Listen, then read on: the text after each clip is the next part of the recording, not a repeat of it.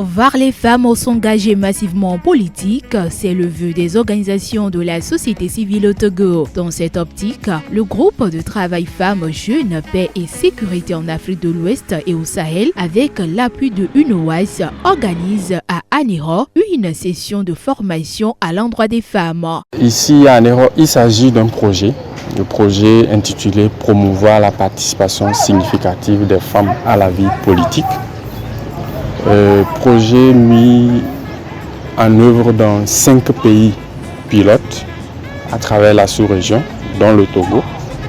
Et chaque pays a été invité à identifier 10 formateurs, dont le Togo. Et le Togo a identifié ces 10 formatrices et formateurs dans les lacs, Lavé, Agoignivé, Sotobois, Ogou, Tchaoudjo, Bina, Koza et Saint-Cancé.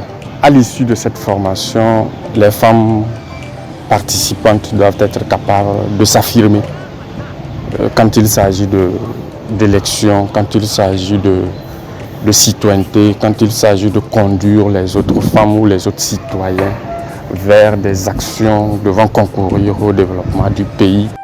Elle a démarré ce 9 février à Anéro, incluant des femmes sélectionnées dans les 4 communes de la préfecture des Lacs. Durant 3 jours, ces femmes iront à l'école des modules inscrits au calendrier de la session de formation dont le thème est promouvoir la participation significative des femmes à la vie politique au Togo.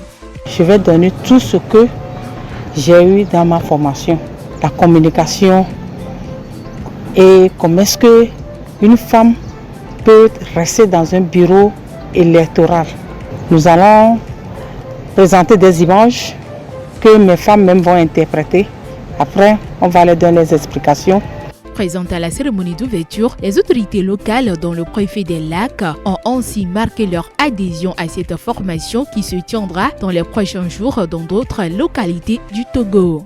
Il faut noter que le groupe de travail Femmes, Jeunes, Paix et Sécurité en Afrique de l'Ouest et au Sahel est une organisation qui œuvre pour une pleine participation active des femmes dans des conditions d'égalité à la prévention et au règlement des conflits ainsi qu'à l'édification et au maintien de la paix.